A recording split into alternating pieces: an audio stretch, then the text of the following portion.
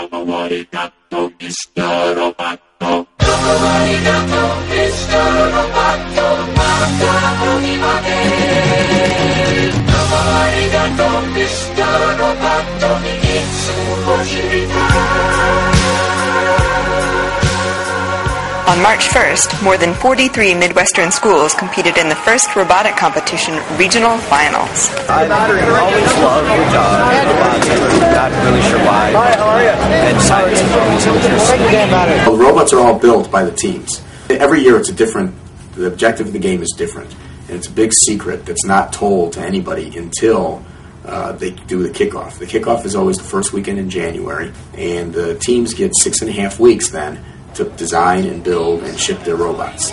They can use whatever they want, for example, to make the sides of the robot. So that's why these robots all look so different than each other. Some might decide to make it out of plywood, some might decide to make it out of sheet metal, some make the frames out of conduit pipe that might use for electrical wiring or something, and some might use it to use some other thing.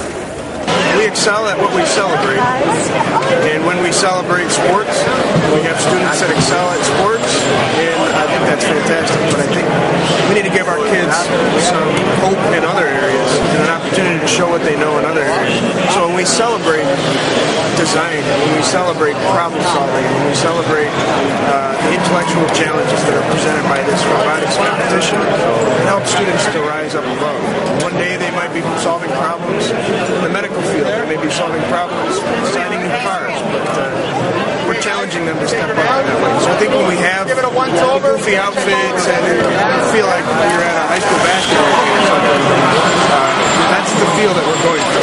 It really gives them a good feel for what is expected once they get out of like high school and college and get in the real world as far as engineering or maybe even management. The way it's set up, it's 3 robots against 3 robots. Each alliance tries to drive around the track. Each time either a robot crosses their colored finish line, they get points for that.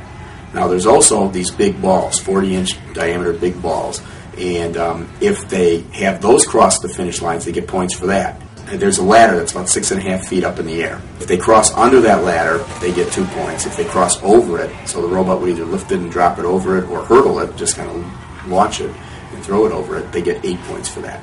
They get a bonus of 12 points if at the end of the match their colored ball is sitting on top of the ladder. More than 37,000 high schoolers are on robotics teams nationwide. An estimated 3,000 fans attended the events in Chicago to watch their teams rise or fall. They all work together. A lot of times these kids wouldn't really interact with each other in school, and so they get to know different types of people. A really great program. And that's what people like about the competition. It gives kids the chance to experience something they would have missed if it hadn't been for the robots. Machine